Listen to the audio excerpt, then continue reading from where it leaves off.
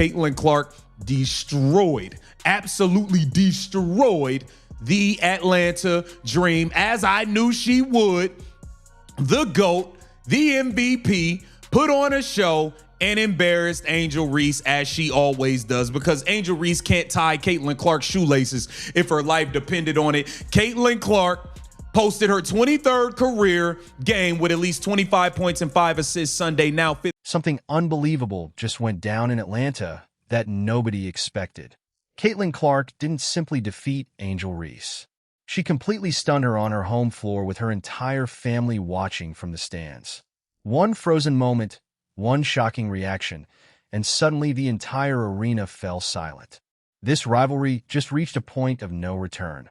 It can never be the same again. You've never witnessed anything quite like this between these two. Stay locked in. You won't want to miss a single moment of what happened next. Ryan Howard airballs a shot to win the game late. It lands in Angel Reese's lap, and collectively the whole world said, yeah, she ain't making that. Collectively, the whole world said, oh, Angel Reese has it? Oh, and it's a layup? Yeah, she's breaking that. And lo and behold, point blank range to win the game, we get a classic Angel Reese pray-up and a break. The Indiana Fever arrived in Atlanta on a Sunday night in August, looking like a team that had finally learned how to deal with the pressure of a tense playoff race. And what happened next became the kind of night that could be replayed in highlight reels for years whenever people bring up the nonstop drama surrounding Caitlin Clark and Angel Reese. The best part about all of this, the best part about all of this, and I mean all of this, is as this happens, Caitlin's laughing at her. Caitlin is laughing at Angel Reese missing the open layup. This is my favorite WNBA picture of the season. It's Caitlin Clark just laughing at Angel Reese. Clark finished with 26 points and 9 assists as the Fever battled their way to a hard-fought 95-91 overtime win. And right in the middle of all that tension, Reese somehow turned a huge opportunity to seal the game in regulation into the kind of moment that left an entire family sitting uncomfortably in the stands. KK continue to play like this? I feel like we all knew KK had it in her. She just had to find her grit. And that is exactly what KK did today. KK showed up in overtime and pivotal moments. KK kept the fight within itself throughout this game. And I cannot tell you I'm happy enough.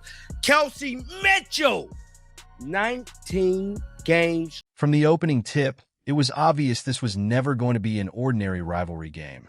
Clark attacked the defense with the confidence of someone who knows she can create opportunities out of almost nothing, driving into the paint, finding open shooters, and forcing the Dream to scramble whenever the ball was in her hands. In the third quarter, we saw Caitlin Clark take it to the rack. When she takes it to the rack, I don't think defenders are prepared for how quick Caitlin Clark is. I don't think defenders are prepared for how quick and how easy she can get to the rim. They're just not prepared for it. She does it pretty effortlessly, and she finishes at a high clip as well. I've said it. I've been beating the drum. Caitlin Clark this season has showed that she is an elite. Reese, meanwhile, spent the early minutes battling for rebounds and trying to bring her usual physical energy, but the shots that normally drop for her kept bouncing off the rim instead of finding the net. She ended the night shooting 5 for 16 from the field, a rough stat line that looked even more noticeable whenever the cameras showed the stands, where her family was watching and trying to keep their composure. Clark continued setting up her teammates, finishing with 9 assists, and every time she created an easy scoring opportunity, it felt like another quiet reminder that she was controlling the game while Reese struggled to keep up. Angel Reese played dirty as usual. She's turning into DJ Current 2.0. Blatantly smacks Kelsey Mitchell in the face. Might have to make a whole nother damn video about that alone, bruh. But let's check out the box score here. Michaela Timpson, 33 minutes, 20 points, 9 of 13 from the field, 7 rebounds, 2 of 4 from free throw land. Aaliyah Boston, 37 minutes played, 18 points, 14 rebounds. Caitlin Clark, The first half belonged to the Dream in stretches, with Alisha Gray scoring from all over the floor, while the Atlanta bench fed off a home crowd that still believed its team could finish the job. Reese attacked the glass with relentless effort, finishing with 14 rebounds and adding 6 assists. Those numbers look solid on paper, but they became less impressive when you consider how often her possessions ended with missed opportunities near the basket. Clark kept Indiana within reach by staying patient instead of forcing the action, allowing the game to come to her while picking apart the Dream defense with sharp passes that repeatedly left Atlanta's interior defense a step behind. By the time the third quarter arrived, the Fever had found a rhythm that felt increasingly difficult to stop, and Clark's control of the tempo made Reese's early energy seem less like dominance and more like effort without the same impact. The Atlanta Dream just failed. The Atlanta Dream just got made a fool of by the Indiana Fever in an overtime game. Might I add, it shouldn't have been an overtime game because they had 3 chances to make the game end right then and there. The game should have concluded in the fourth and final quarter. First of all, we had Ryan Howard attempt a 3, brick. Angel Reese attempts a layup. She got the rebound after Ryan Howard bricked that 3 in the fourth and final quarter. It was 81 points to 8. Then came the fourth quarter, the stretch when everything that had been building throughout the night finally reached its boiling point. The score remained close, the crowd stayed loud, and every possession suddenly felt like it could change the playoff picture. Reese kept battling on the offensive glass, but the finishing touch that normally separates her from the pack simply wasn't there. She had several opportunities to put the Dream ahead or keep the game tied, yet the ball repeatedly bounced off the rim, bringing frustrated reactions from the home crowd. Clark, meanwhile, continued finding ways to influence the game without having to score on every possession. Her 9 assists came from constantly reading the floor, and whenever Atlanta committed extra defenders toward her, she calmly found an open teammate who made them pay. Indiana's young frontcourt contributed as well, but Clark's composure helped keep the Fever steady in a hostile environment. Then came the final seconds of regulation, the moment that would stick with everyone who watched. The score was tied at 81. Atlanta had possession, and Reese suddenly found herself with a putback opportunity that looked almost automatic. The rebound fell directly into her hands with barely any resistance. The rim was right there, and for a moment it appeared certain the home team was about to secure the win in regulation. Instead, the shot bounced off the side of the rim, and the entire arena seemed to freeze. It was the kind of silence that follows an unexpected miss from a player who normally thrives in that exact situation. Things that's guaranteed in life: death, taxes, and Angel Reese missing crucial layups. And my goodness, she missed it at a perfect time. Thank you, Angel Reese, because now Fever can move up in the standings because of you. You blew it for your Dream. And also, man, Kelsey Mitchell, you were pissing me off a little bit. Clark was close enough to watch the entire sequence unfold, and her reaction afterward was subtle but noticeable, carrying the kind of quiet satisfaction that can speak louder than any big celebration. While Reese stood there trying to process the missed opportunity, Clark simply turned her attention toward overtime, already focused on what came next, while the family members in the stands were left with a moment they probably wished had gone differently. Overtime quickly became Indiana's territory from the opening possession. Clark continued directing the offense and calmly knocked down her free throws, while her overall performance stood in sharp contrast to Reese's struggles. With 26 points and 9 assists, Clark seemed to take control whenever the game mattered most. The Fever improved to 23-12 with the victory, keeping themselves firmly in the race for home court advantage, while the Dream fell to 21-13 and were left to deal with the frustration of letting a winnable game slip away on their home floor. Clark was just on fire on her. Look at this back and forth, give and go. KK getting smart. I think Caitlin knows something that we don't know about KK. She's been so confident in giving KK that ball. She's been leveling KK game up. She's been leveling up, man. KK about to get that paper. Another entry pass to Aaliyah Boston, cooking up. Man, this game was crazy. This game was crazy, man. Aaliyah Boston going to work, dumps it all. Look at this. Oh my goodness. Caitlin throwing it to the corner. Ty was still on. What made the entire night feel even more significant was the fact that it happened in Atlanta, right in front of the people who know Reese best. Families travel to these games, sit together in the stands, wear their team's colors, and experience every make and miss as though they were part of the action themselves. Clark didn't need to say a word or make some dramatic gesture.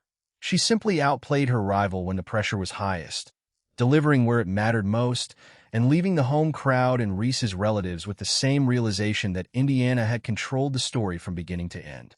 The rivalry has already produced plenty of memorable moments, but this one felt different because nothing about it needed to be manufactured. It unfolded naturally through missed opportunities, smart playmaking, and the late-game composure that separates players who want the spotlight from those who know winning matters more than individual highlights.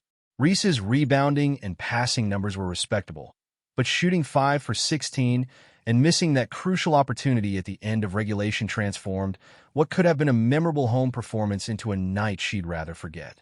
The cameras captured enough of the reactions to ensure the moment would spread far beyond the arena, while the presence of family members added another emotional layer to a game that Atlanta would not soon forget.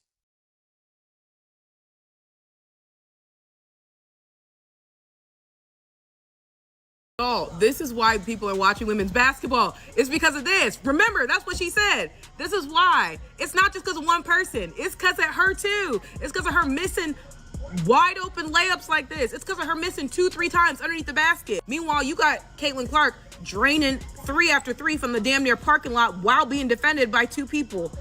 But this... The Fever's 4-game winning streak looks even more impressive considering the level of competition they've faced, with Clark's consistency remaining the biggest constant throughout the run. She has continued producing 20-plus point performances while contributing across the areas that have the greatest impact on winning. Reese remains one of the league's most physical forwards and an elite rebounder who can completely take over when her shot is falling. But nights like this reveal the difference that can emerge when the pressure rises and every possession becomes more important. Clark entered Atlanta, controlled the pace, created opportunities for her teammates, scored when Indiana needed her, and walked away with a statement victory. Reese left her home court with a double-double that looked much better on the stat sheet than it felt during the game, while those who came to support her were left processing a very different result than they had expected. Rivalries are built on moments like these, when one player steps up while the other is left searching for answers and the people closest to them have to watch it unfold. This chapter could be remembered throughout the rest of the season, not because of some dramatic confrontation, but because one player simply delivered when the pressure was highest and did it on one of the biggest stages possible. Angel Reese grabs the rebound from Ryan Howard's brick. She tries to throw up a layup. Brick. Naz Hillman rebounds Angel Reese's brick layup. She tries to throw up a layup. Brick. This is clown behavior. They was up 10 points in the beginning of the third quarter. In the third quarter, I believe the score says 62-72. Fever had 62 points to the Atlanta Dream 72 points. They blew it. Blew a 10-point lead. Doing clownery, just clownish activity. The final score showed 95-91 in overtime, but once everything settled, the difference between the two teams felt much greater.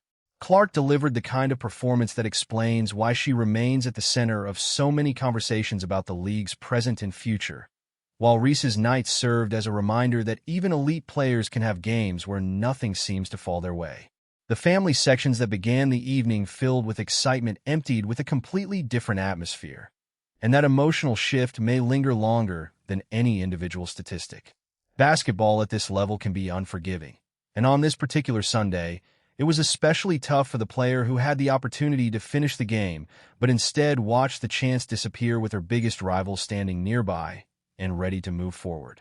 The statistics will remain in the record books, the clips will continue circulating, and the debate will carry on, but the lasting image may be of a home star beneath the basket after the missed opportunity, while the visiting star was already focused on what came next.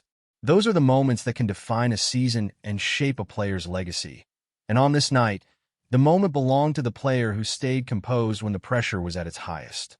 Caitlin Clark, the only player in WNBA history to average 26 and 9 assists over a 10-game span.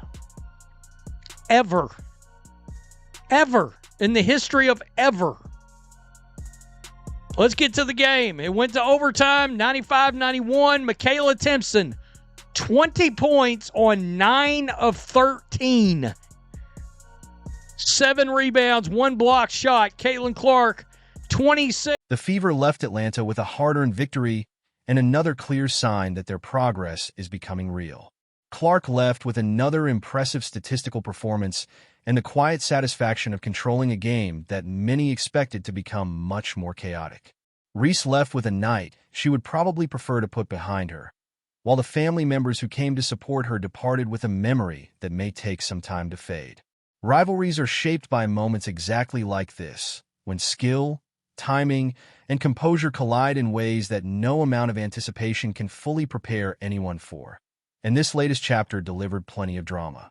With the season moving toward its most important stretch, games like this become both measuring sticks and warning signs. Clark continues to demonstrate what consistent excellence under pressure looks like, while Reese continues to display the flashes of dominance that make her such a compelling player, even on nights when the game simply doesn't go according to plan.